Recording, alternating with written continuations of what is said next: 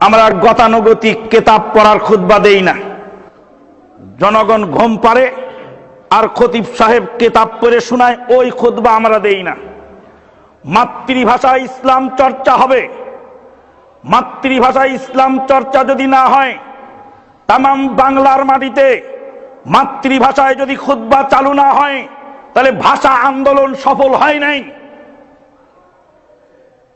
মসজিদের ইমাম সাহেব খাকান এমনি খাকান পড়বেন আর মুক্তাদি ঘুম পারবেন, এই খুতবা আল্লাহর নবী দেননি।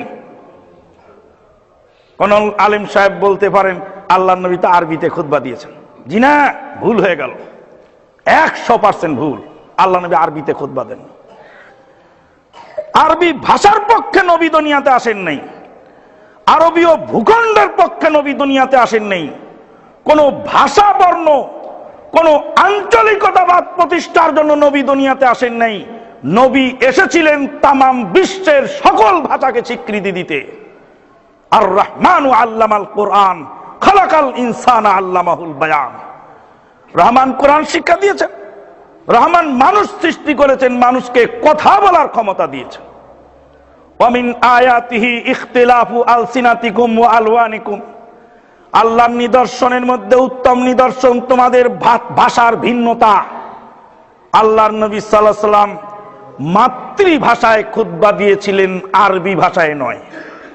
আল্লাহর নবী সাল্লাল্লাহু আলাইহি ওয়াসাল্লাম মাতৃভাষায় খুতবা দিয়েছিলেন, আরবি ভাষায় নয়।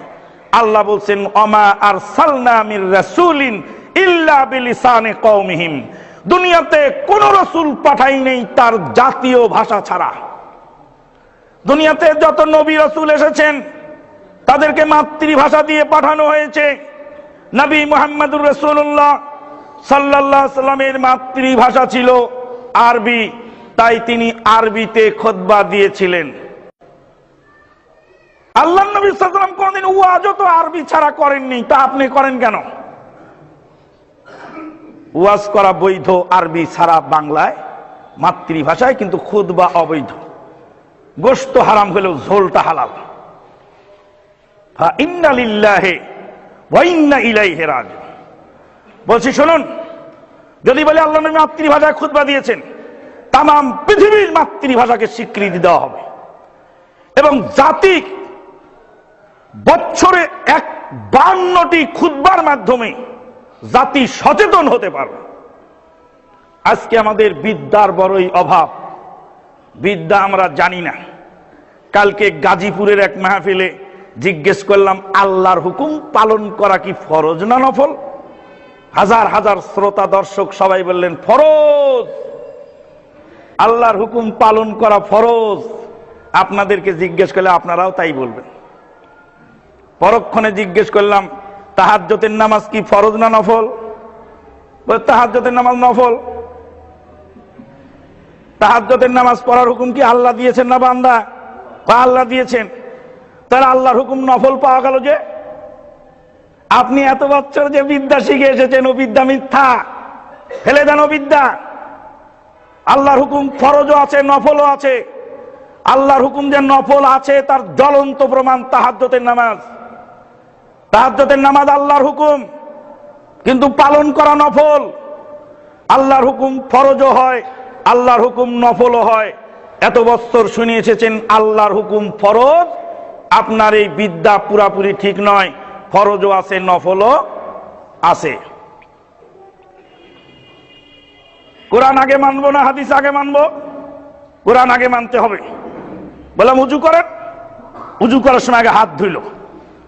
হাত ধোয়ার দলিল কোরআন থেকে বাইর করেন। কোরআনে নেই, কোথায় আছে? হাদিসে আছে। আপনার উজু শুরু হলো হাদিস দিয়ে, আপনি বলেন আগে কোরআন মানবো। আপনি উজুটা শুরু করলেন হাদিস দিয়ে। উজুর প্রথম কাজ আপনি বিসমিল্লাহ বললেন, হাদিস দ্বারা প্রমাণিত।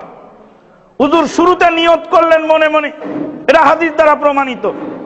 উজুর শুরুতে প্রথমে 2 হাত ধুইলেন 3 বার, এটা হাদিস দ্বারা প্রমাণিত। আপনার উজু শুরু হলো হাদিস দিয়ে, আর আপনি বলেন আগে কোরআন মানবো, হাদিস পরে মানবো। তাহলে আপনার এই বিদ্যা ভুল হয়ে গেছে, আপনার এই শিক্ষা ভুল হয়ে গেছে। আপনি নয়ন মেলে দেখেননি, আপনার বাড়িতে লক্ষ লক্ষ টাকার কেতাবাত, লক্ষ লক্ষ টাকার সম্পদ আছে, আসবাবপত্র। একজন মুসলিমের বাড়িতে লক্ষ লক্ষ টাকার আসবাবপত্র পাওয়া যাবে, কিন্তু 1000 টাকার বই পাওয়া যাবে কিনা সন্দেহ। আর যদিও বই পাওয়া যায় সেগুলি সব ভুলে ভরা। তাই আসুন আমরা এলেম চর্চার